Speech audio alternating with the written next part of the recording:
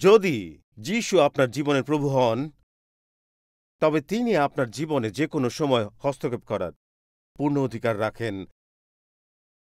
যদি তিনি প্রভু হন, তবে তিনি যে কোনো সময় তা পারেন। ভক্তিমূলক লেখক হেনরি ব্ল্যাকবি বলেছেন, যখন আপনি তাকে প্রভু হিসেবে গ্রহণ করেছিলেন, তখন আপনি তাকে এই অধিকার প্রদান করেছিলেন যে তিনি যে কোনো সময় আপনার জীবনকে নিজের জন্য ব্যবহার করতে পারেন। কয়েক সপ্তাহ আগে আমি ঈশ্বরের হস্তক্ষেপের অভিজ্ঞতা লাভ করি, আর সেই হস্তক্ষেপের মধ্যে দিয়ে ৪৪ বছরের পুরনো একটি বাইবেলীয় প্রশ্নের উত্তর আমি পেলাম কিছুক্ষণের মধ্যে। কয়েক সপ্তাহ আগে আমি যখন বাইবেলীয় দৃষ্টিভঙ্গি এই ধারাবাহিক শিক্ষার শেষ পর্যায়ে ছিলাম, ইংরেজি বর্ণমালার শেষ অক্ষর জেড পর্যন্ত এবং সবকিছু শেষে, আমি ফিরে আসছিলাম গ্যারি উইলকারসনের সঙ্গে, যিনি ডেভিড উইলকারসনের পুত্র, স্কটল্যান্ড থেকে। আমরা পালকদের একটি দলের সঙ্গে আলোচনা করছিলাম। পরের দিন আমাকে যুক্তরাষ্ট্রে ফিরতে হবে। প্রায় সকাল 11টার দিকে দেশে ফিরে সেদিন সকালে আমি এখানে বাইবেল ভিত্তিক দৃষ্টিভঙ্গি ধারাবাহিকের শেষ অক্ষর নিয়ে কথা বলেছিলাম, কিন্তু সেখানে ঈশ্বর সেই ধারণায় হস্তক্ষেপ করলেন। আমি ভেবেছিলাম রবিবার রাত্রি হয়তো বিশ্রাম করতে পারবো, এবং এর কয়েক সপ্তাহ আগে এই সমস্ত কাজ শেষ করার পর একটি টেক্সটের মাধ্যমে সেই হস্তক্ষেপ ঘটে, এবং ঈশ্বরের কণ্ঠস্বরের মাধ্যমে। আর ঠিক সেই মুহূর্তে আমাকে ঘোষণা করতে হলো এবং স্বীকার করতে হলো, হে প্রভু, আপনি আমার জীবনের একমাত্র অধিপতি। আপনি চাইলে যে কোনো সময় আমার উপরে হস্তক্ষেপ করতে পারেন। এখন আমি আপনাদের বলি কি ঘটেছিল আমার সঙ্গে কয়েক রবিবার আগের রাতে। আমি সম্পূর্ণরূপে ক্লান্ত ছিলাম, আত্মিকভাবে, শারীরিকভাবে এবং মানসিকভাবে, এবং বাড়ি ফিরে আমি বসার ঘরে একান্তভাবে বসেছিলাম এবং সত্যি এক প্রকার নিঃশব্দে বিশ্রামের আমি চেষ্টা করছিলাম। এবং এরপর আমি একটি বার্তা পেলাম আমাদের তত্ত্বাবধায়ক পাস্টর কার্টার কনলনের কাছ থেকে। তিনি তখন ছিলেন পশ্চিম উপকূলে পোর্টল্যান্ডে, প্রচার করছিলেন স্লাভিক চার্চগুলোতে। মূলত তিনি বলেছিলেন, যখন তিনি আমাকে বার্তা পাঠান তখন তিনি গাড়ি চালিয়ে যাচ্ছিলেন মাউন্ট সেন্ট হেলেন আগ্নেয়গিরির পাশ দিয়ে।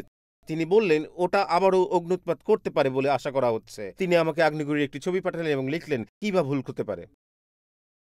এইটাই তিনি আমাকে লিখেছিলেন। এরপর আমরা বারবার টেক্সট বিনিময় করছিলাম।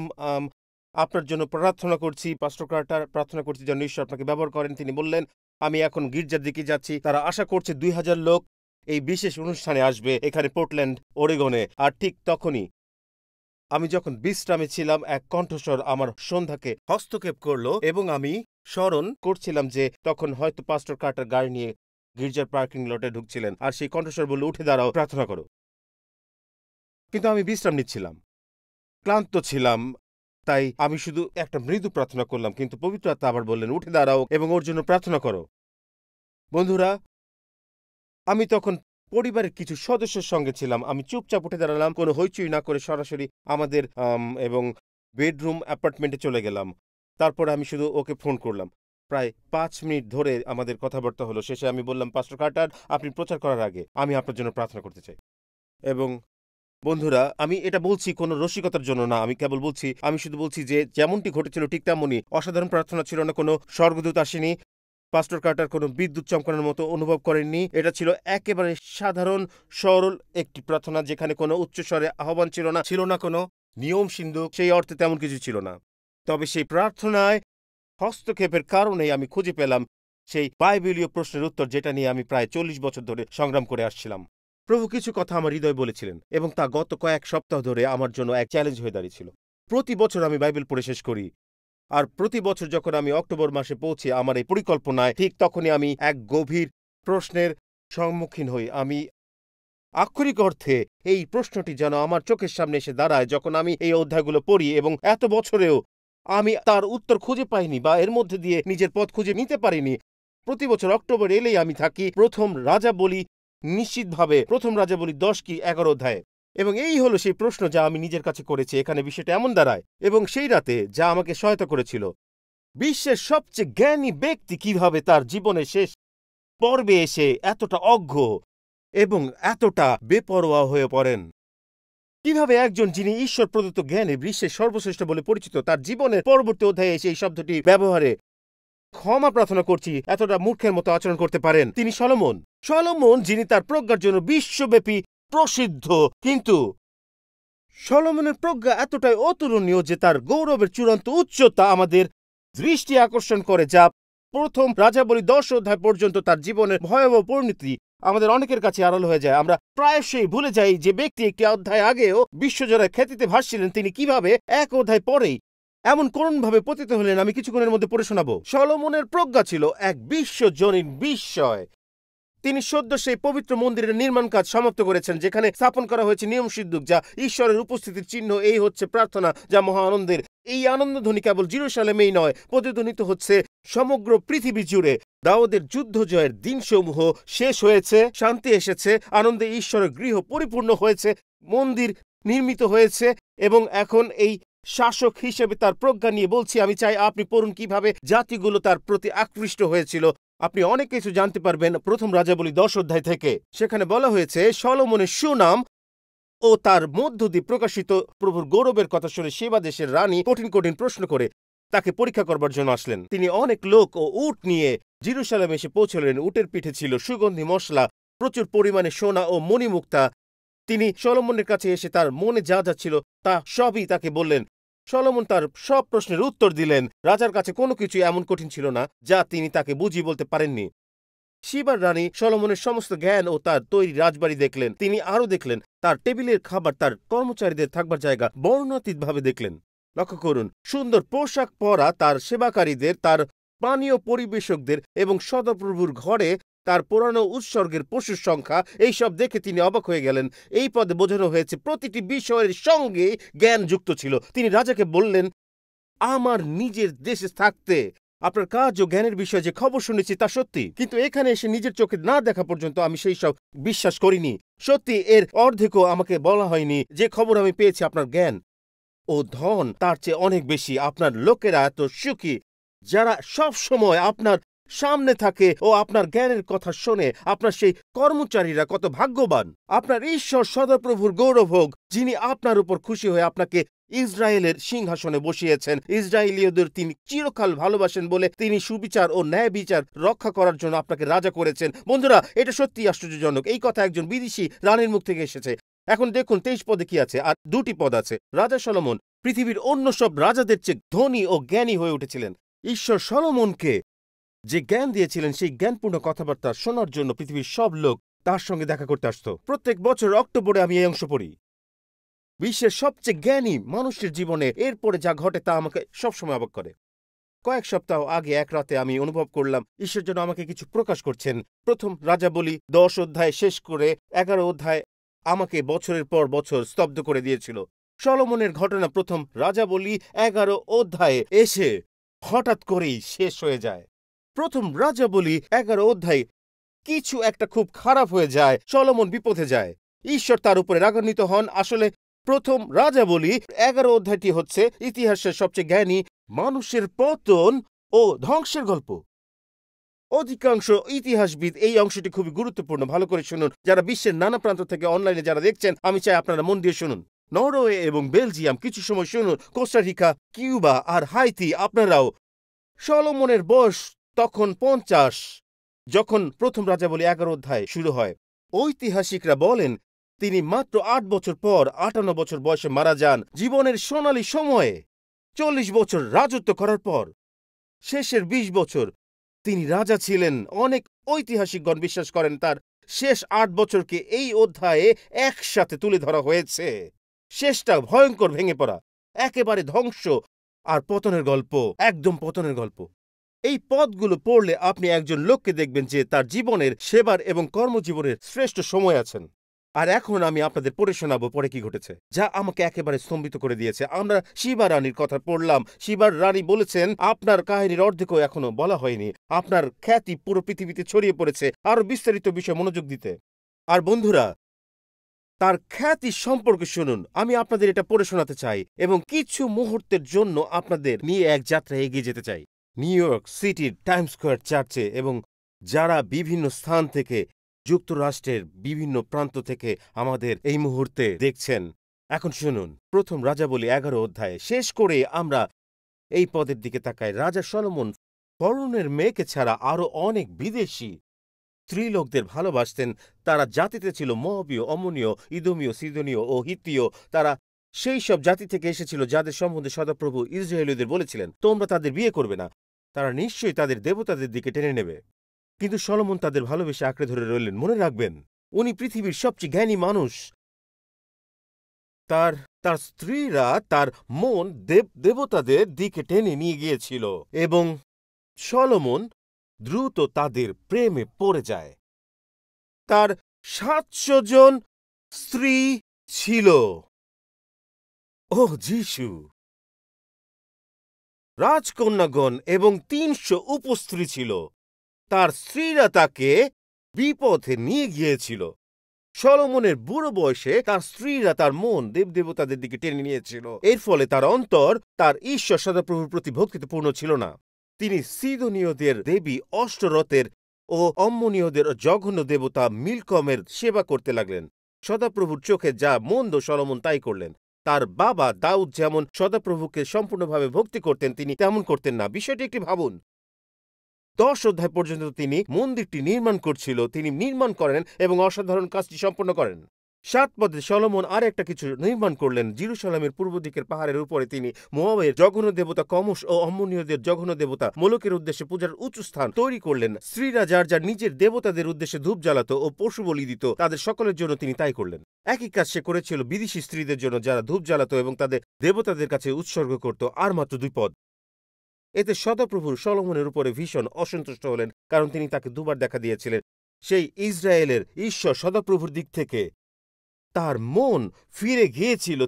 তিনি দেবদেবতাদের পিছনে যেতে তাকে মানা করেছিলেন, কিন্তু সলোমন সদাপ্রভুর আদেশ কোনোভাবেই পালন করতে চাননি, অবাধ্য হয়েছিলেন। বন্ধুরা, একবার ভাবুন তো, বিশ্বের সবচেয়ে জ্ঞানী মানুষ কিভাবে সবচেয়ে বেপরোয়া হয়ে ওঠে। কেমন করে এমনটা হয়? আমার নিজের সাথে যদি এমন হয়, আমি এটা নিয়ে বছরের পর বছর এই প্রশ্নে বিভ্রান্ত হয়ে আছি, কারণ আমি ভাবছি, হে ঈশ্বর, আর ১.৫ মাস পরে আমি ৬০ বছরে পা দিতে যাচ্ছি। প্রায় ৪০ বছর ধরে পরিচর্যা করছি। আমি ভালোভাবে শেষ করতে চাই। আমি সফলতার সাথে শেষ করতে চাই। কেউ আছেন কি আমার সঙ্গে? আপনি কি চান জীবনটা সুন্দরভাবে শেষ হোক? আমি চাই না জীবনটা ভালোভাবে শুরু হয়ে শেষে ধ্বংস হয়ে যাক। শুরুতে আপনি যদি পৃথিবীর সবচেয়ে জ্ঞানী মানুষ হিসেবে পরিচিত হন, কিন্তু শেষে আপনি হন সবচেয়ে সংকীর্ণ মনা, বেপরোয়া আর দায়িত্বজ্ঞানহীন, তাহলে সবকিছু বৃথা। ঈশ্বর স্বয়ং কথা বলেছেন এবং আপনাকে ২ বার দর্শন দিয়েছেন। তিনি আপনাকে এক অনন্ত রাজ্যের প্রতিশ্রুতি দিয়েছেন এবং আপনাকে পূর্বেই সতর্ক করেছেন কি করবেন না, কি থেকে বিরত থাকবেন। এটাই ১০ পদে লেখা আছে। তিনি তাকে এই নির্দেশ দিয়েছিলেন যে যেন অন্য দেবতাদের অনুসরণ না করে, কিন্তু সে প্রভুর আদেশ মানেননি। ওই অনুচ্ছেদের মধ্যে ৩ বার বলা হয়েছে তার হৃদয় অন্যদিকে ফিরে গিয়েছিল, তবে এটাও বলা আছে ঈশ্বর তার সঙ্গে কথা বলেছেন এবং তাকে আদেশ দিয়েছেন। এটা স্পষ্টভাবে বোঝা দরকার। তার হৃদয় ধীরে ধীরে ফিরে যাচ্ছিল, কিন্তু এটি কোনো তুচ্ছ ব্যাপার ছিল না। এটি কোনো দুর্ঘটনাজনিত ঘটনা ছিল না। এটি এমন নয় যে সে অজ্ঞাতে বিপথে চলে গিয়েছিল। সে সচেতনভাবে উপেক্ষা করেছিল যা ঈশ্বর বলেছিলেন, যা ঈশ্বর পূর্বেই তাকে জানিয়ে রেখেছিলেন। মনে রাখুন, অবদ্ধতা অত্যন্ত ভয়ঙ্কর। এটি এমনকি জ্ঞানকেও ম্লান করে দেয়। অবদ্ধতা অত্যন্ত শক্তিশালী। শুনুন আমি কি বলি। যারা এখানে প্রতিভাবান, হোক তা অর্থ উপার্জনের ক্ষমতা, কোনো শিল্পকর্মের দক্ষতা, বাদ্যযন্ত্র বাজানো, গান গাওয়া, হয়তো আপনি একজন ক্রীড়াবিদ কিংবা খ্যাতিমান অভিনেতা, হয়তো আপনি কোনো চুক্তিপত্রে স্বাক্ষর করেছেন অথবা কলেজে যাওয়ার প্রস্তুতি নিচ্ছেন কিংবা একজন চিকিৎসক হবার পথে, অবদ্ধতা এই সবকিছুকে ছাপিয়ে যেতে পারে। জানি না কিভাবে। আপনার শিক্ষাগত যোগ্যতা যাই হোক না কেন, একজন অবাধ্য নারী অথবা একজন অবাধ্য পুরুষ প্রকৃত অর্থেই তার ভবিষ্যৎ ধ্বংস করে দিতে পারে। এবং সলোমন এতটাই জ্ঞানী ছিলেন যে তিনি অন্য সবার প্রশ্নের উত্তর এবং দিক নির্দেশনা দিতে পারতেন, কিন্তু নিজের জীবনের জন্য নয়। তিনি জানতেন কিভাবে পরামর্শ দিতে হয় যারা আমার পেশায়, আমার পরিচর্যার ক্ষেত্রে। কিন্তু ঈশ্বর আমায় রক্ষা করুন যদি আমি একজন পালক হিসেবে অন্যদের বৈবাহিক জীবন ঠিক রাখার উপায় জানি, অথচ নিজের সংসার ভেঙে পড়ে। ঈশ্বর রক্ষা করুন আমি মঞ্চে দাঁড়িয়ে যদি সবার জীবন কেমন হওয়া উচিত তা বলি, এদিকে আমার জীবন ধীরে ধীরে ক্ষয়প্রাপ্ত হচ্ছে। আমি সবাইকে উত্তর দিচ্ছি, পথ দেখাচ্ছি, কিন্তু নিজে অন্ধকারে হারিয়ে যাচ্ছি। এটাই সলোমন। কিন্তু তিনি এমন হলেন কিভাবে? তিনি এত বেপরোয়া হয়ে উঠলেন? এখানেই মূল বিষয়। বছরের পর বছর ধরে আমি যা শিখেছি তা হলো ঈশ্বর নিরবিচ্ছিন্নভাবে কথা বলেন, কিন্তু কাদের সঙ্গে? যারা তার কথা শোনে এবং তার কথা মান্য করে। এটি মিস করবেন না। ঈশ্বর নিরবিচ্ছিন্নভাবে কথা বলেন। যখন কেউ আমায় বলে আমি ঈশ্বরের কণ্ঠ শুনতে পাচ্ছি না, আমি বলি ঠিক আছে, বলো তো কিসে অবাধ্য ছিলে? নিজের জীবনে ঈশ্বরের সঙ্গে চলতে চলতে আমি জানি যে ঈশ্বর নিয়মিত এবং ধারাবাহিকভাবে কথা বলেন। তাদের সঙ্গে যারা তার কথা শোনে এবং মান্য করে। A.W. টোজার যিনি বলেছিলেন, যিনি সত্যিকারের খ্রিস্টের অনুসারী, তিনি এই প্রশ্ন করবেন না, যদি এই সত্যকে গ্রহণ করি তবে এর জন্য কি মূল্য দিতে হবে আমাকে, বরং তারা বলবে এটাই সত্য, হে ঈশ্বর আমাকে সহায়তা করুন যাতে আমি এই সত্য চলতে পারি, যাই আসুক না কেন। আমি পবিত্র আত্মা কি বলছেন সবসময় তা শুনবো। আমার কথা শুনুন, একজন মানুষের জীবনে সবচেয়ে ভয়ঙ্কর বিষয় হলো যখন ঈশ্বর আর কথা বলেন না, যখন আপনি যা কিছু নিয়ে থাকেন তা কেবল আপনার নিজের কণ্ঠস্বর, যখন যা কিছু শুনছেন তা কেবল আপনার নিজের মন। শুধু শুধু এক মুহূর্তের জন্য আমার কথা শুনুন। রোমিও প্রথম অধ্যায়ে সেই ধরনের মানুষদেরই বর্ণনা করা হয়েছে যাদের জীবনে ঈশ্বরের কণ্ঠস্বর শোনা যায় না। সেখানে বলা হয়েছে ঈশ্বর তাদের ছেড়ে দিলেন। অর্থাৎ যখন ঈশ্বর পিছনে ফিরে যান এবং বলেন, তুমি আর শুনছ না, আমি বারবার বলেছি, কিন্তু এখন আমি তোমাকে অন্য কণ্ঠস্বরের হাতে তুলে দিচ্ছি।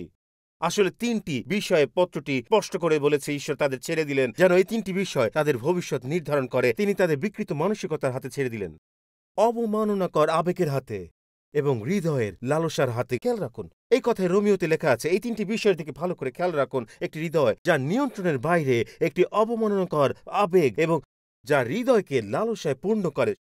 ঈশ্বর তাদের ছেড়ে দিলেন, এই বাক্যটির অর্থই হচ্ছে ঈশ্বর নিজেই কথা বলা থেকে নিজেকে সরিয়ে নিয়েছেন এবং এখন আপনার নিজের মন, আপনার নিজের আবেগ এবং আপনার নিজের হৃদয়ের লালসাই হয়ে ওঠে আপনার কণ্ঠস্বর। এটাই বিপজ্জনক। এই কথায় রোমিও প্রথম পত্রে লেখা আছে।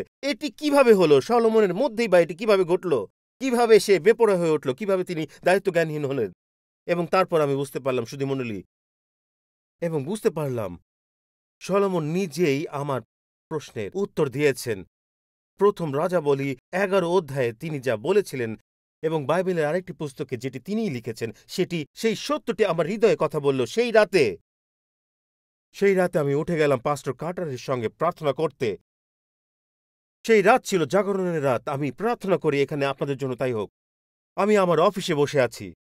40 বছরের পরিচর্যাগত জীবনে এমন অনেক মানুষের সঙ্গে যারা আমার সামনে বসে, যারা পাপকে ঘিরে দাসত্বের মধ্যে একটি জীবন নিয়ন্ত্রণকারী পাপ যা তাদের পরিচর্যায়, বিবাহ, পরিবার, চাকরি সবকিছুতে মূল্য দিতে বাধ্য করেছে, তারা আমার সামনে বসে আছে। যখন ফলাফল নিয়ে আলোচনা করছি তখন দেখা যাচ্ছে তা হয়তো একটি বিবাহ বিচ্ছেদে পরিণত হয়েছে, সন্তানদের সম্পর্কেও চাপ সৃষ্টি হয়েছে। এবং সবচেয়ে গুরুত্বপূর্ণ কাজগুলোর একটি আমি যা করি, প্রিয়জনেরা, আমি অফিস থেকে বের হওয়ার আগে আমি তাদের জন্য একটি পবিত্র শাস্ত্র পাঠ করি, যাতে তারা বুঝতে পারে যে তাদের পরবর্তী পদক্ষেপ তাদের ভবিষ্যৎ নির্ধারণ করবে।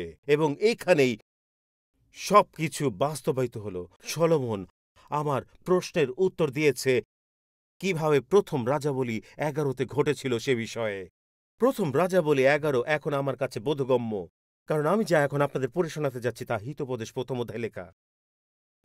এটি শুনুন।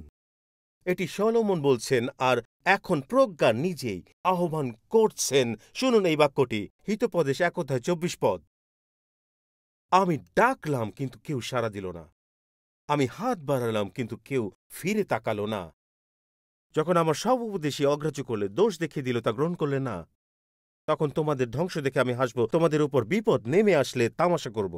বিপদ ঝড়ের মতো তোমাদের উপর নেমে আসলে, ধ্বংস ঘূর্ণি বাতাসের মতো তোমাদের ঝেঁটি নিয়ে গেলে, দুঃখ দুর্দশায় তোমরা ডুবে গেলে আমি তামাশা করব। বুদ্ধিহীনরা তখন আমাকে ডাকবে কিন্তু আমি সাড়া দেব না। তারা আমার খোঁজ করবে কিন্তু আমাকে খুঁজে পাবে না। তারা জ্ঞানকে ঘৃণা করেছে আর সদাপ্রভুকে ভক্তিপূর্ণ ভয় করতে চায়নি।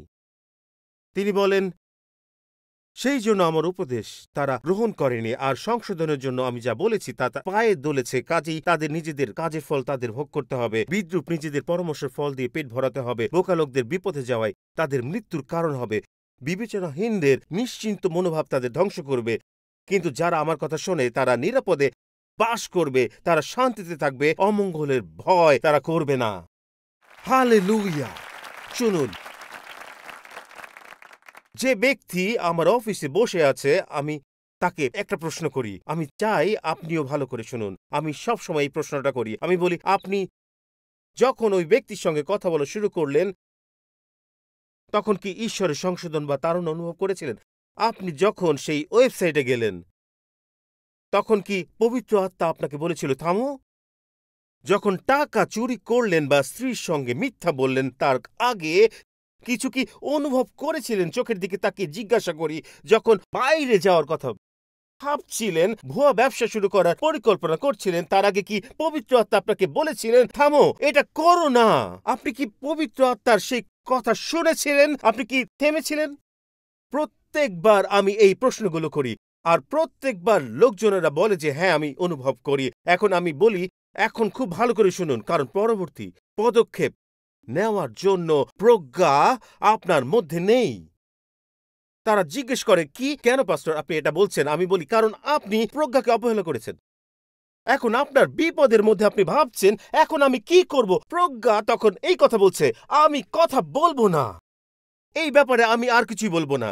হিতোপদেশ 1 অধ্যায় এই প্রশ্নের উত্তর দেয়, পৃথিবীর সবচেয়ে জ্ঞানী ব্যক্তি কিভাবে সবচেয়ে বেপরোয়া ব্যক্তি হয়ে ওঠে, আর উত্তর এখানে আছে, টাইম স্কয়ার চার্চ। আমি বিশ্বাস করি সলোমনকে 700তম স্ত্রীর সময়ে নয়, বরং প্রথম জনের সঙ্গে কথোপকথনের সময়ে সতর্ক করা হয়েছিল। বন্ধুরা শুনুন, সলোমনকে আগেই সতর্ক করা হয়েছিল, এই মেয়েদের সঙ্গে সম্পর্ক করো না।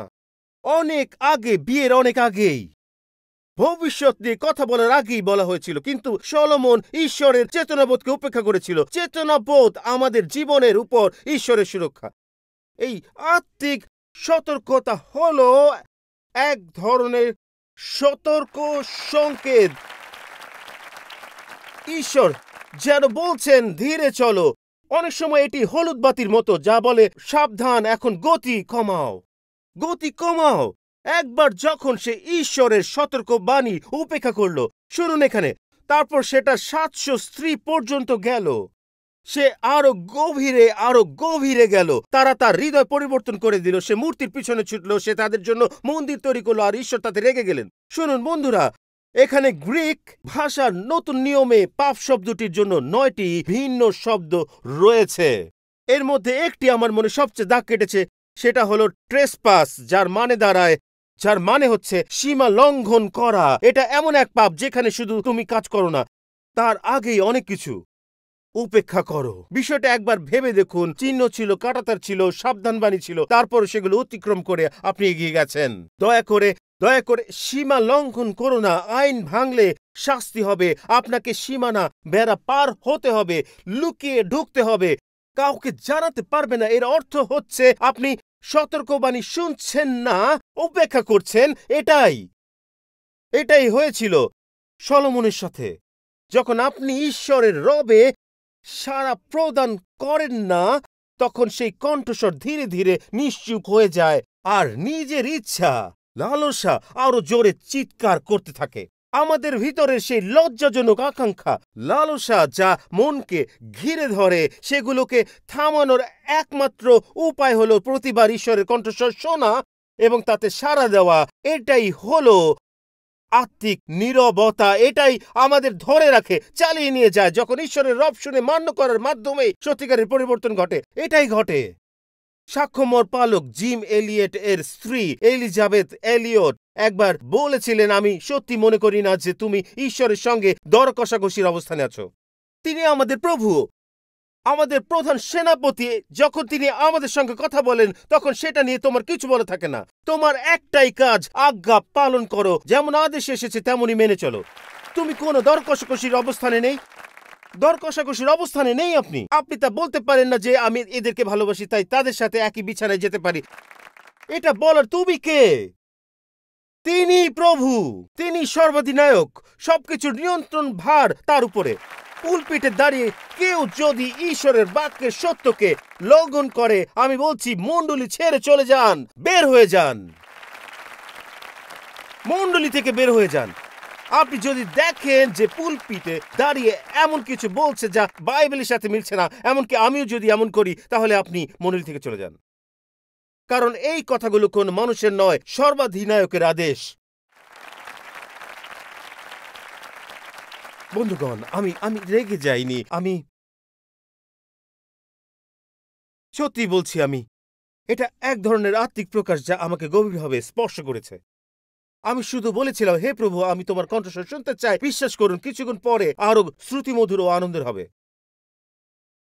একটু অপেক্ষা করুন। কয়েক সপ্তাহ আগে আমার বহুদিনের এক বন্ধু আমার অফিসে এসেছিল। নিউ ইয়র্কে তার খুব সম্মানজনক চাকরির ইন্টারভিউ ছিল, আর সে একজন আত্মায় পূর্ণ, দৃঢ় বিশ্বাসী এবং খুব গুরুত্বপূর্ণ অবস্থানে ছিল। আর আমার বন্ধু আমাকে এটা জিজ্ঞেস করল, আমি কিভাবে আত্মায় এই ধরনের পরিবেশে পরিচালিত হতে পারি। আমি তার দিকে তাকিয়ে বললাম, স্টিফেন, যখনই তুমি পবিত্র আত্মার স্বর বা হালকা তাগিদ অনুভব করো তখনই সাড়া দিবে, থেমে থাকবে না। পবিত্র আত্মা যখন তোমার সাথে কথা বলেন তখন তাকে সাড়া দিতে দেরি করবে না। দেখুন, প্রথম রাজাবলী 11 অধ্যায়টি হল সলোমনের জীবনের শেষ 8 বছর। তিনি মাত্র 58 বছর বয়সে জীবনের সবচেয়ে মুখ্য সময়ে মারা যায়, কারণ তিনি শোনা বন্ধ করে দিয়েছিলেন। এখন তাকে চালাচ্ছে তার লালসা আর অবনতিপূর্ণ আকাঙ্ক্ষা। তার 1, 2, 3 নয়, 700 স্ত্রীও যথেষ্ট নয়। সে আরো 300 উপপত্নীর পিছনে ছুটে যায়। আমি নিজে নিজে চিন্তা করছিলাম, সলোমন, তুমি কি পাগল হয়ে গেছো? আর উত্তরটা হলো হ্যাঁ, পুরোপুরি। একবারে ভাবুন, সে 8 বছরে 700 জন মহিলাকে বিয়ে করল মাত্র অল্প সময়ে। তার মানে প্রতি 4 দিনে তিনি একটি বিয়ে করেছেন। আপনি বলবেন তার মাথা নষ্ট নাকি? আমি বলবো আমার জন্য একটা বিয়ে যথেষ্ট। আর প্রতি 4 দিনে একটা? এই নিন আমাদের রেজিস্ট্রি, বিয়ের জন্য 20% ছাড় দিন। 4 দিন পর আবার এই নিন আমাদের রেজিস্ট্রি, আবার 4 দিন পরে আমাকে আরেকটু ছাড় দিন, আমি আবার বিয়ে করেছি। এই নিন আমাদের রেজিস্ট্রি, এই আরেকটা। আমি হলে বলতাম, ভাই হইছে, এবার বন্ধ করুন। আর না, আপনার মাথা নষ্ট হয়ে যাবে। আর সত্যি তাই হয়েছে। পৃথিবীর সবচেয়ে জ্ঞানী মানুষ হয়ে গেল সবচেয়ে বেপরোয়া মানুষ। কয়েক সপ্তাহ আগে আমরা প্লেনে ওঠার প্রস্তুতি নিচ্ছিলাম, বুদাপেস্টে যাচ্ছিলাম পালকদের সাথে কথা বলার জন্য। তখন আমি ক্যালিফোর্নিয়ায় এক পালক বন্ধুর সঙ্গে ফোনে কথা বলছিলাম, যিনি অসুস্থ ছিলেন। ফোনটা রাখার সঙ্গে সঙ্গে পবিত্র আত্মা বললেন, আমি তো বলেছি ওর জন্য প্রার্থনা করো। আর আমরা যখন প্লেনে ওঠার জন্য গেটের দিকে দৌড়াচ্ছিলাম, সেই মুহূর্তে বুঝলাম আমি এই অবাধ্য অবস্থায় প্লেনে উঠতে পারি না। আমি তাকে ফোন করব, প্লেন চলে যাক, সমস্যা নেই, আমি এই বন্ধুকে ফোন করব। যদি সে না তোলে আমি প্রার্থনা করে তাকে ভয়েস মেইল পাঠাবো। কিন্তু আমি প্লেনে উঠব না। আমি বলছি, আটলান্টিক মহাসাগরের উপর দিয়ে কোনো অবদ্ধ মানুষ প্লেনে চড়বে না। আমি তাকে ফোন করলাম, বললাম, শোনো, আমার প্লেন এখনই ছেড়ে দিবে, আমার হাতে মাত্র 30 সেকেন্ড সময় আছে, কিন্তু এখনই আমি তোমার জন্য সুস্থতার প্রার্থনা করব। কেন? কারণ আমি প্রতিদিন আমার জীবন পবিত্র আত্মার রব চাই। আমি চাই প্রতিদিন ঈশ্বর আমার সাথে কথা বলুন। দেখুন, যখন আমরা সেই কণ্ঠস্বর শুনি না, আমি যখন ঈশ্বরের কণ্ঠ শুনি না, তখন আমরা আমাদের জীবনকে বিশৃঙ্খলার এক স্রোতে ঠেলে দিই। 700 বার যে বিষয়ই হোক না কেন, ভাবুন তো এটা কতটা অবিশ্বাস্য। আমার বিশ্বাস সলোমন জীবনে যখন প্রথম বিদেশিনীকে বিয়ে করতে যাচ্ছিলেন তখন পবিত্র আত্মা না বলেছিলেন, কিন্তু তিনি শোনেননি। তারপর 10 নম্বরের সময় এটি আরো সহজ হয়ে গেছে। 50 নম্বরের সময় হয়তো ব্যাপারটা আরো সহজ হয়ে গিয়েছিল। 200তে গিয়ে তো আরো। আর একটা সময় ঈশ্বর যেন স্বর্গের দরজা বন্ধ করে দিলেন। এখন তুমি যা খুশি তাই করছো। আর 700তম বিয়ের সময় তুমি একেবারে নিজের ইচ্ছা মতো যা খুশি তাই করেছো। বন্ধুরা, রবিবার রাতের সেই মুহূর্তে আমি এই কথাটি উপলব্ধি করলাম।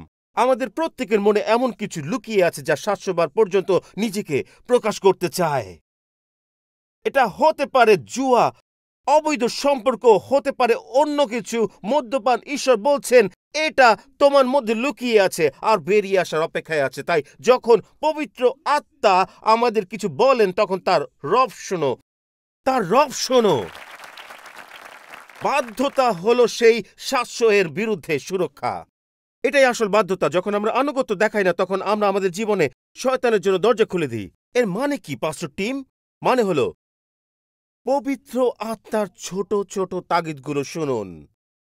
যখন তিনি বলেন ওর সঙ্গে প্রার্থনা করো বা এটা করো না, এ ধরনের কথা বলো না, মুখ বন্ধ রাখো, এসব মানো, আর যদি ভুল করেন সঙ্গে সঙ্গে দুঃখ প্রকাশ করে ক্ষমা চাও।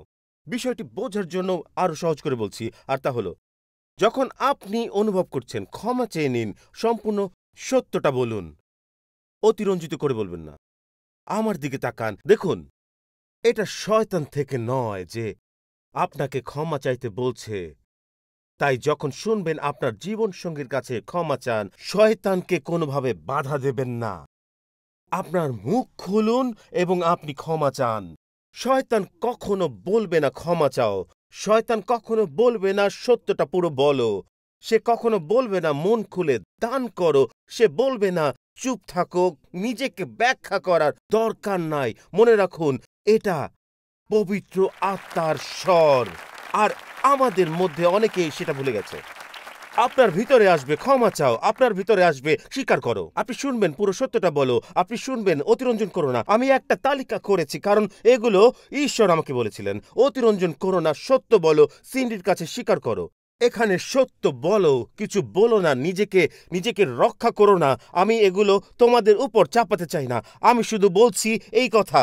এগুলো আমার জীবনে সত্য। আর আমি ঠিক করলাম এখন থেকে প্রতিটি তাগিদে সাড়া দেব, কারণ যখন আপনি ঈশ্বরের কণ্ঠ শোনা বন্ধ করেন, তখন আপনার নিজের কণ্ঠ একমাত্র ভরসা হয়ে দাঁড়ায়। আর সলোমনের ভিতরে ছিল এক ভয়ঙ্কর কামনা, যা বিস্ফোরণের অপেক্ষায় ছিল। 700 জন স্ত্রী পর্যন্ত পৌঁছে গিয়েছিল, কারণ সে তার ঈশ্বরের কণ্ঠ শোনেনি। প্রথম রাজাবলী 11 অধ্যায়ে আমরা দেখি তার জীবনের শেষ সময়। তার জীবনের আর এমন কোনো অধ্যায় ছিল না যা উল্লেখযোগ্য। সব শেষ হয়ে গেছিল, কারণ সে পবিত্র আত্মার রব শোনেনি। বন্ধুরা, আমি জিরোমিওর বই পড়েছিলাম, আর এই পুস্তকে একটি বিষয় বারবার উঠে এসেছে। আর সেটা কি জানেন? সেটা হচ্ছে লোকেরা ভিতরের তাগিদ শুনতে চায় না। লোকেরা ঈশ্বরের কণ্ঠ শোনে না। আমি 20 বার গুনেছি। বারবার বলা হয়েছে লোকেরা শুনল না, লোকেরা শুনল না, লোকেরা শুনল না। আর এটাই ছিল সেই চ্যালেঞ্জ, ঈশ্বরের কণ্ঠস্বর শোনার ব্যাপারে। এখন আমি যা বলবো আপনি হয়তো বিশ্বাস করবেন না, কিন্তু আমি তবু বলছি। বাদকরা আসুন, আমি শেষ করছি। আমি জানি আপনাদের মধ্যে কেউ কেউ হয়তো আমাকে দেখে ভাবছেন এটা সত্যি ঘটেছে, মনে হয় সত্যি নয়। না না না, আপনারা শুনুন। আজ আমরা এখানে টাইম স্কোয়ার চার্চে বসে আছি শুধুমাত্র এজন্য যে একজন মানুষ ঈশ্বরের কণ্ঠ শুনেছিলেন। ডেভিড উইলকারসন 1957 সালে একটি ম্যাগাজিন হাতে তুলে নিয়েছিলেন, আর পৃষ্ঠা উল্টাতে উল্টাতে নির্দিষ্ট পাতায় এসে থামলেন একটি পৃষ্ঠা যা তার দৃষ্টি আকর্ষণ করেছিল। সেই পাতায় তিনি দেখতে পান নিউ ইয়র্ক সিটিতে একটি বিচার চলছে। তিনি যখন সেই কোর্টরুমের দৃশ্যের চিত্রটি দেখছিলেন, সেখানে কিছু ছেলেকে বিচার করা হচ্ছিল। তিনি তার বইয়ে লিখেছেন, তিনি তাকিয়ে দেখলেন ছেলেগুলোর চোখে বিভ্রান্তি, ঘৃণা এবং হতাশা। তিনি বললেন, তিনি পত্রিকাটি খুললেন যেন আরও গভীরভাবে দেখতে পারেন। আর ডেভিড উইলকারসন বললেন, তিনি কান্নায় ভেঙে পড়লেন। বিচারাধীন সেই কিশোররা সেখানে ছিল ড্রাগন নামে একটি গ্যাংয়ের সদস্যরাও। যা করেছিল তা ছিল বিভীষিকাময়। এই গ্যাং সদস্যদের বিচার হচ্ছিল এক নির্মম হত্যাকাণ্ডের জন্য একজন 15 বছর বয়সী পোলিও আক্রান্ত কিশোরকে, এবং তারা হত্যা করেছিল মাইকেল ফার্মারকে, একজন নিরপরাধ তরুণকে। তারা মাইকেলকে বারবার ছুরি মেরেছিল, তাকে নিউ ইয়র্ক শহরের এক পার্কে মৃত ফেলে রেখেছিল। এবং এই ঘটনা এক শান্তিপ্রিয় গ্রাম্য প্রচারকের কাছে ছিল, যা বর্ণনা করা হয়েছিল। তখন হঠাৎ একটি কণ্ঠ এলো। কণ্ঠস্বরটি এমন, শোনার জন্য প্রস্তুত? এটি ছিল, নিউ ইয়র্ক শহরে যাও এবং ওই ছেলেদের সাহায্য করো। আমার মতো এটি আমি ইচ্ছাকৃতভাবেই করেছি। আপনারা জানেন, কখনো কখনো আমি কিছু উক্তি সামনে তুলে ধরি এবং বলি কথাটি তিনি বলেছেন। আর এই কথাটি ঈশ্বর বলেছেন, নিউ ইয়র্কে যাও।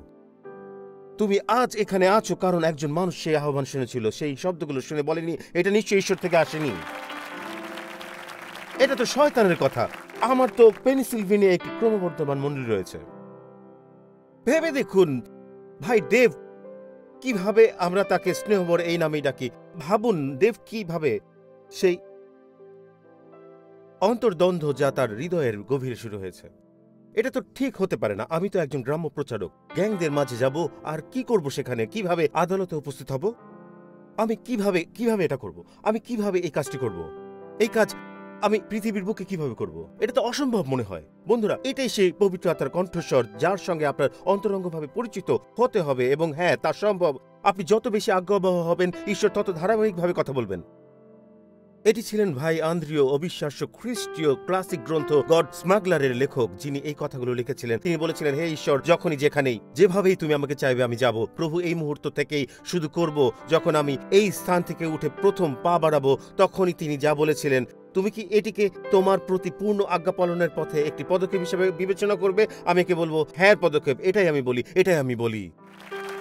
হ্যাঁ, এটাই আমি বলি।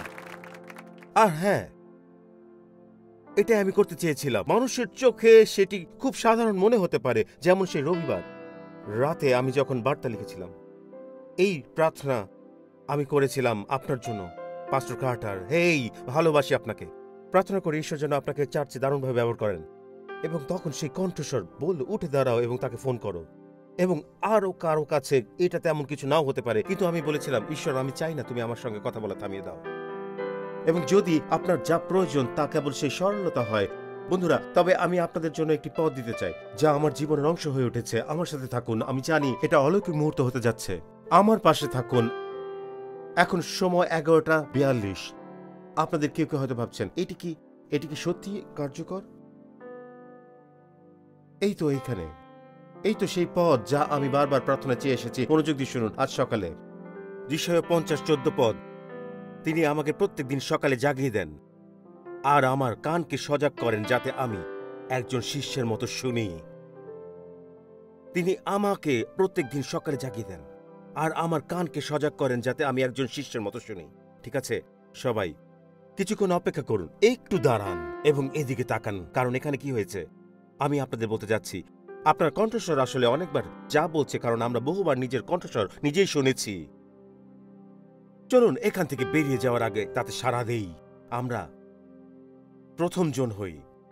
তার মানে আপনি ভুল কণ্ঠস্বর শুনছেন। আপনি কি সত্যি ভাবছেন পবিত্র আত্মা এমন বলছেন চলে যাওয়ার আগেই? আপনি কি এ সত্যি ভাবছেন, হেই, পবিত্র আত্মা বলছেন এই তো সুযোগ, এখনই বেরিয়ে গাড়িতে চড়ো? আমি আপনাদের সাহায্য করি। এটা ঈশ্বর নন। ঈশ্বর এমনও বলছেন না চলো এমন ভাব করি যেন আমাদের বিশ্রাম যেতে হবে কোট গায়ে দিয়ে। প্রিয়জন, আমরা এসব কৌশল সবই জানি, এসব চাল চাতুরির কথা আমাদের অজানা নয়। আমাদের অনেকেই হয়তো ভাবেন নিনজার মতো, কিন্তু আমরা সবই জানি। আপনারা যা করেন, যা লুকান, সবই আমরা জানি। আর শুনুন, চাই না আমি আমার নিজের চিন্তা ভাবনার মাঝে একা পড়ে থাকি, চাই না কামনা বাসনার মাঝে একা পড়ে থাকি। আমি চাই না এইসবের কোনটার মধ্যে আমি থাকি। আমি পবিত্র আত্মার কণ্ঠস্বর শুনতে চাই। আমি চাই আলতো করে তাগিদ। আমি চাই ঈশ্বর যেন আমার সঙ্গে কথা বলেন। ঈশ্বর আপনার সঙ্গে কথা বলবেন প্রচারের মাধ্যমে। পুলপিট শুধুমাত্র এইটি দিয়ে নয়, এখানে ঈশ্বরের মঞ্চ রয়েছে। ঈশ্বরের পরামর্শের মাধ্যমে, গভীর অনুতাপের মাধ্যমে, দৃঢ় বিশ্বাসের মাধ্যমে, জীবনের ঘটনা প্রবাহের মাধ্যমেও ঈশ্বর সবসময় কথা বলেন। তবে এখানে এই অংশটা আমি শুধু বলছি, এরপর আমি প্রার্থনা করতে চাই। ঈশ্বরের কণ্ঠস্বর আর সেই তাগিদ আমার কাছে শুনুন। ঈশ্বরের কণ্ঠস্বর আর সেই আলতো তাগিদ আমার কাছে এক অমূল্য ধন। আমি এটা কখনই হারাতে চাই না। যদি ঈশ্বর আমাকে থামিয়ে বলেন রিকর্ডো বা করিমের কাছে ক্ষমা চাও, তবে আমি চাই না এই তাগিদটা হারিয়ে যাক। আমি চাই না এটা হারাতে। আমি কখনোই চাই না ঈশ্বরের সাথে যেন আমার বিরোধ হয়। অবজ্ঞার মনোভাব। আপনারা কজন শুনেছেন এই শব্দটি? আদালত অবমাননা। আপনি কি জানেন আদালত অবমাননা কি? আমি একজনের গল্প পড়ছিলাম, মনে হয় ঘটনাটি ম্যাসাচুসেটস বা মেইনে ঘটেছিল। এই দুই রাজ্যের কোনো একটায় কেউ একজনকে 2 বছরের পর্যবেক্ষণমূলক শাস্তি দেওয়া হচ্ছিল, জেলে যেতে হয়নি। বিষয়টা হয়তো ছিল এমন যে মাদক রাখার অভিযোগ কিংবা কিছু একটা সেই রকমই কোনো ধরনের বিশৃঙ্খলার মতো কিছু ছিল, ঠিক মনে নেই। আর তখন বিচারক যখন রায় দিচ্ছিলেন, তখন সে ব্যক্তি হাই তুললেন একদম ভাবনাহীনভাবে।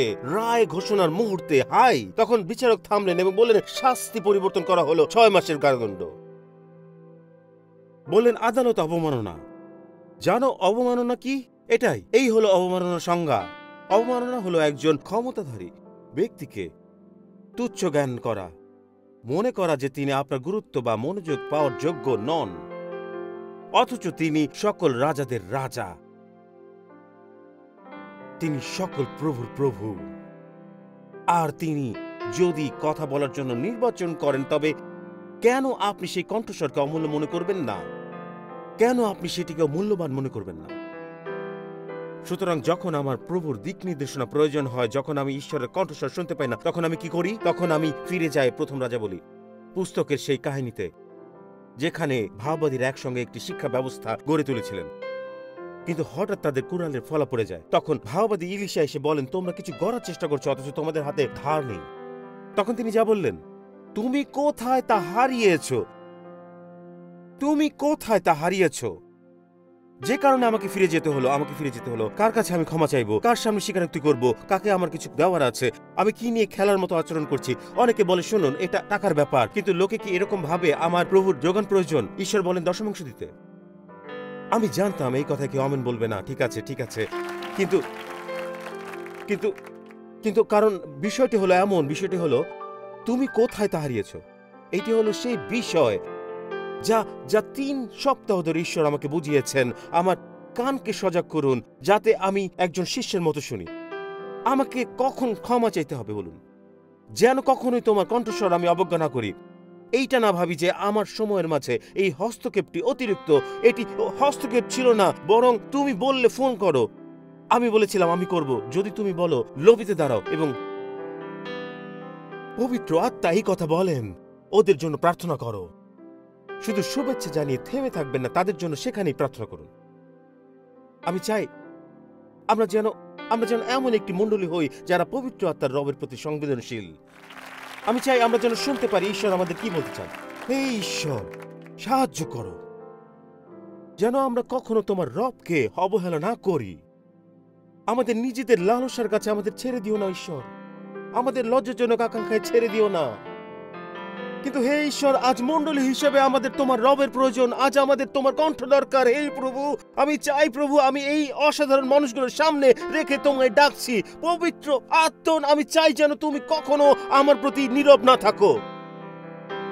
প্রজ্ঞা যেন কখনো হিতোপদেশ 1 অধ্যায়ের মতো না বলে আমি ডাকলাম কিন্তু তুমি সাড়া দিলে না। আমি চিৎকার করলাম কিন্তু তুমি কানে নাওনি। আজ আমরা তোমার কথায় মনোযোগ দিচ্ছি ঈশ্বর। আমরা অনুসরণ করব তুমি যা বলো। হে ঈশ্বর, আমার মুখ যখন কোনো বদনাম রটায় বা খারাপ কিছু বলে, তখন যিশুর নামে তুমি আমাকে থামিয়ে দাও। যদি আমরা কোনো বিষয় মন্দ কিছু বলতে যাচ্ছি, তখন তুমি বলো না না না না, এই শব্দটা বলো না, এটা আমাকে অসম্মানিত করে। অশ্লীল বা বাজে ভাষা ব্যবহার করো না। পবিত্র আত্মা, তোমার স্বর আমাদের শুনতে দাও যেন আমরা মন্দ থেকে দূরে থাকি। আর যখনই আমরা ভুল করি, হে প্রভু, আমাদের কর্ণ খুলে দাও যেন আমরা শুনি, অনুতপ্ত হই। ক্ষমা চাই হে ঈশ্বর। মণ্ডলী হিসেবে আমাদের সাহায্য করো বৃদ্ধি পেতে। প্রতিদিন সকালে আমাদের জাগিয়ে তোলো। শিষ্যদের মতো আমাদের কান দাও। তোমার রব শুনতে চায়। আমি এটা গভীরভাবে অনুভব করছি। এটা বলতে চাই, যদি আপনি আজ থাকেন, আমার কান জাগ্রত হওয়া দরকার যাতে আমি পবিত্র আত্মার কণ্ঠ শুনতে পারি। আমার জাগরণ দরকার। প্রভু, আমাকে আমার নিজের ইচ্ছা, আকাঙ্ক্ষা আর লালসার কাছে ছেড়ে দিও না। তুমি আমাকে ছেড়ে যেও না। আমার দিকে মুখ ফিরিয়ে নিও না। আমার সাথে কথা বলা থামিও না। আমি কখনো না। আমি সিদ্ধান্ত নিচ্ছি যে তোমার স্বরকে অবহেলা করব না। আমি পবিত্র আত্মার কণ্ঠস্বরকে শ্রদ্ধা করব, পবিত্র আত্মার কণ্ঠস্বরকে লালন করব। বারান্দা ও হলরুমে যারা আছেন, আমি আজ এটা খুব গভীরভাবে অনুভব করছি। যদি আপনি এখানে থেকে বলেন, পাস্টর টিম, আমার আত্মার জাগরণ দরকার, আমার দরকার এক নতুন সংবেদনশীলতা, যদি তিনি আসেন ও কথা বলেন, আমি সাড়া দিতে চাই। আমি আজ নতুনভাবে প্রতিজ্ঞা করতে চাই আর তার কাছে ফিরে আসতে চাই। আমি চাই সামনের এই জায়গা ফাঁকা করে দেওয়া হোক। আর আপনাকে আমি সাহায্য করতে চাই, যেন সাহায্য করতে পারি। তাই বিষয়গুলো আরো স্পষ্ট করছি। যদি আপনি ভিতরে কিছু অনুভব করেন, কেউ বলছে তোমার যাওয়ার দরকার নেই, তাহলে সেটা ঈশ্বর নন। আর যদি ভেতর থেকে আসে আপনার সামনে আসা প্রয়োজন, তবে শয়তানকে বাধা দেবেন না। সে হয়তো এটা হবে আপনার নতুন প্রতিজ্ঞা, যা আমাদের সাহায্য করবে পবিত্র আত্মার কণ্ঠস্বর শোনার জন্য। বারান্দা, হল রুম, বারান্দায় যারা আছেন, আপনি হয়তো ভাবছেন, ও এত দূরে হেঁটে সামনে যাব। এটা কোনো ব্যাপার নয়। ঈশ্বরের কণ্ঠস্বর আমাদের সবার জন্য একটি রত্ন। আপনার জায়গা ছেড়ে দ্রুত এখানে চলে আসুন। যদি মনে করেন আপনার পবিত্র আত্মাকে প্রয়োজন, তিনি আপনাকে উঠাবেন, তাহলে রিকার্ডো এবং কয়ের গান গাইবের কয়ের সামনে চলে আসুন। আপনারা সবাই চলে আসুন। Blessed assurance, Hallelujah. Jesus is mine. He's been my fourth man in the fight, time after time. Born of His Spirit, washed in His blood, and what He did for me on Calvary is more than enough. আসুন গাই। I trust in God, my Savior, the one who will never fail. He will never fail. I trust in God, my Savior, my Savior.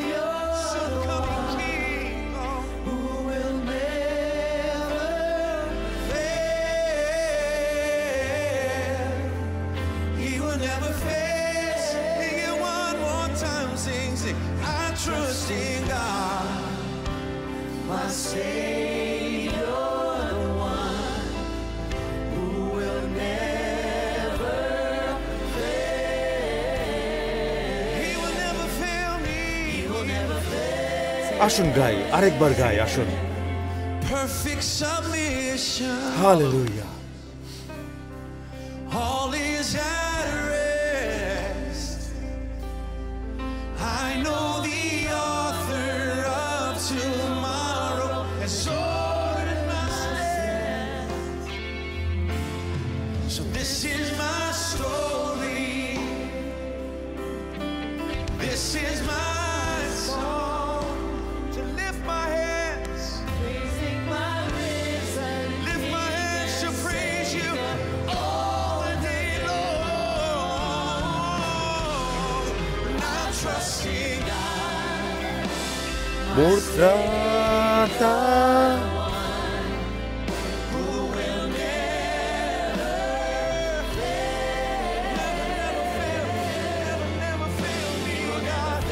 As I put my trust in you. I trust in God, my Savior, the one who will never fail. He will never fail. আপনি কি এখন আপনার হাত তুলে দেখাবেন এবং যিশায়া 50 অধ্যায়ে 4 পদে যেমনটি লেখা আছে সেভাবে বলবেন, প্রভুর মতো ঈশ্বরের কাছে প্রার্থনায় বলুন, প্রভু প্রতিদিন সকালে আমার কান খুলে দাও। এখনই প্রভুকে বলুন, আমাকে জাগাও, আমার কান খুলে দাও, যেন আমি প্রতিদিন তোমার শিষ্যের মতো তোমার রব শুনতে পারি। আপনি কি তাকে বলতে প্রস্তুত? তাহলে বলুন, আমি শুধু রব শুনবো না, তা পালনও করব। হে ঈশ্বর, আমি দুঃখিত আমার অবহেলার জন্য। যখন আমি ভেবেছি আমার পথ তোমার পথের চেয়ে উত্তম, আজ আমরা ঘোষণা করি ঈশ্বরের পথই শ্রেষ্ঠ, ঈশ্বরের পথই মহান, ঈশ্বরের পথই জ্ঞানে পরিপূর্ণ। স্বর্গীয় পিতা, আজ যখন আমরা আমাদের হাত তোমার দিকে তুলেছি, এটা আমাদের সম্মতির প্রতীক। পবিত্র আত্মন আমার সাথে কথা বলো, পবিত্র আত্মন কথা বলো, পবিত্র আত্মন আমার সাথে কথা বলো। হে প্রভু, আমি আজ এই মহামূল্যবান মানুষদের সাথে দাঁড়িয়ে তোমার কাছে প্রার্থনা করছি। আমি বেপরোয়া জীবন কাটাতে চাই না, আমি দায়িত্বহীনভাবে জীবন কাটাতে চাই না। যখন রাজাদের রাজা কথা বলছেন, আমি তখন ঈশ্বরের প্রতি অবজ্ঞা না করি, অবহেলা না করি। আমি শুনতে চাই, আমি উপলব্ধি করতে চাই। আমি চাই না আমার নিজস্ব কামনা, লালসা বা ইচ্ছা দ্বারা পরিচালিত হতে। আমি ঈশ্বরের রবে পরিচালিত হতে চাই। আমরা ঈশ্বরের কণ্ঠস্বর শুনতে চাই, ঈশ্বরের রব শুনতে চাই।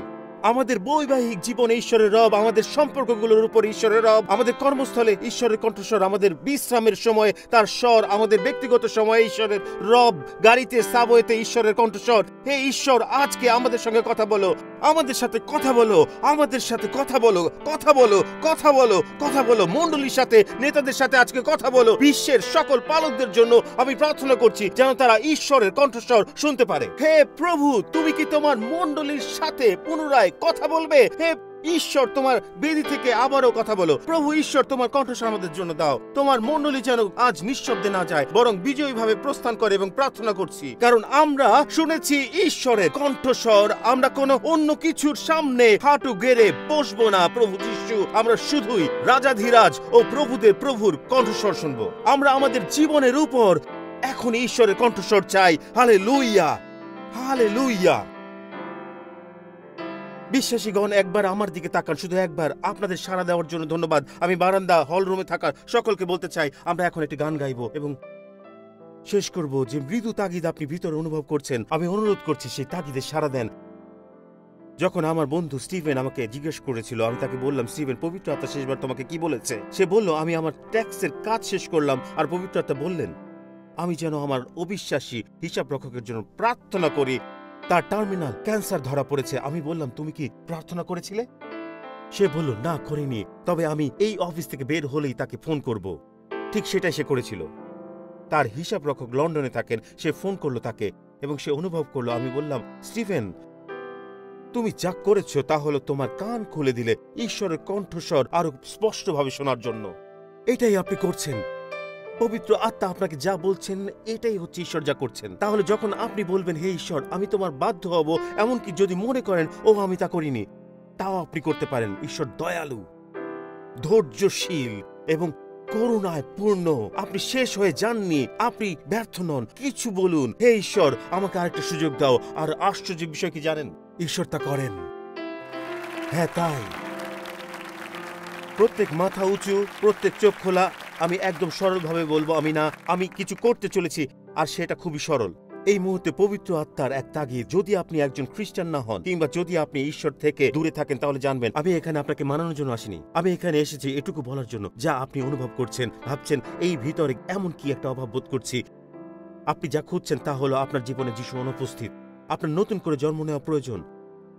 আপনি বলবেন, আমার কি এবিসি বা নিয়মমাফিক সব বলার কথা না? এই মুহূর্তে আমি পবিত্র আত্মার উপস্থিতি ও তাগিদ অনুভব করছি। আর আপনি যদি এই স্থানে থাকেন, বারান্দায়, প্রধান কক্ষে কিংবা অনলাইনে, পৃথিবীর যে কোনো প্রান্তে, আর আপনার মনে যদি তাগিদ অনুভব হয় যে আমাকে ঈশ্বরের সঙ্গে ঠিক হতে হবে, আমার জীবন তাকে সমর্পণ করতে হবে। সবাই যখন তাকিয়ে আছে, হয়তো কারো আমন্ত্রণে এসেছেন আর ভাবছেন আমি কেন এমন অনুভব করছি। এটাই পবিত্র আত্মার সেই অনুভূতি। তিনি অপরাধ বোধ দিয়েছেন। এবং আপনি যদি সবার সাথে এখানে থাকেন, বারান্দায়, প্রধান কক্ষে, আর বলেন পাস্টর টিম, আমি আমার জীবনে চাই, আমি পেতে চাই, আমি এখনই তা পেতে চাই, আমি অনুভব করছি। তিনি এই মুহূর্তে আমার সাথে কথা বলছেন। তাহলে বিনা দ্বিধায় আপনি বলুন, দয়া করে আমার জন্য প্রার্থনা করুন। যদি আপনি এখন আমার সঙ্গে প্রার্থনা যোগ দেন, এই কথা মনে রাখুন যে আপনার জীবন ঈশ্বরের সাথে রয়েছে, তাহলে আপনার হাত উপরে তুলুন, যতটা পারেন উঁচু করুন। আপনি সেই তাগিদ অনুভব করুন। দেখুন, ওদিকে দেখুন, এই জায়গায় যতজন আছেন হাত উঠান, আপনার হাত উঠান। হ্যাঁ, ধন্যবাদ। অনলাইনেও ঠিক আছে। এখন এক মুহূর্তের জন্য হাত নামিয়ে নিন। আমি আপনাদের কিছু বলতে চাই। শুনুন, এটাই পবিত্র আত্মার স্বর শুনতে শেখার প্রথম পদক্ষেপ। আপনি ঈশ্বর যা বলছেন তাতে সাড়া দিচ্ছেন। এই স্থানের সর্বত্র ডজন হাত উঠেছে, সবাই সাড়া দিয়েছেন। চলুন এখন আমরা তাকে আমাদের মাঝে আমন্ত্রণ জানাই। আসুন সবাই একসাথে বলি, প্রিয় প্রভু যিশু, আমি বিশ্বাস করি তুমি ঈশ্বরের পুত্র। আমি বিশ্বাস করি ক্রুশের উপরে তুমি আমার পাপ, আমার লজ্জা এবং আমার অপরাধ গ্রহণ করেছ, এবং তুমি মরেছ। তুমি আমার জন্য নরকের মুখোমুখি হয়েছ, তাই আমাকে যেতে হবে না। মৃতদের থেকে উঠেছ, আমাকে স্বর্গে একটি স্থান, পৃথিবীতে একটি উদ্দেশ্য এবং পিতার সাথে একটি সম্পর্ক দিতে। আজ প্রভু যিশু, আমার পাপ থেকে মন ফিরিয়েছি আবার জন্মগ্রহণ করতে। ঈশ্বর আমার পিতা, যিশু আমার ত্রাণকর্তা, পবিত্র আত্মা আমার সহায়, বাইবেল আমার ঈশ্বর, স্বর্গ আমার ঘর, যিশুর নামে। আর সবাই বলুন আমেন, আমেন, আমেন, আমেন।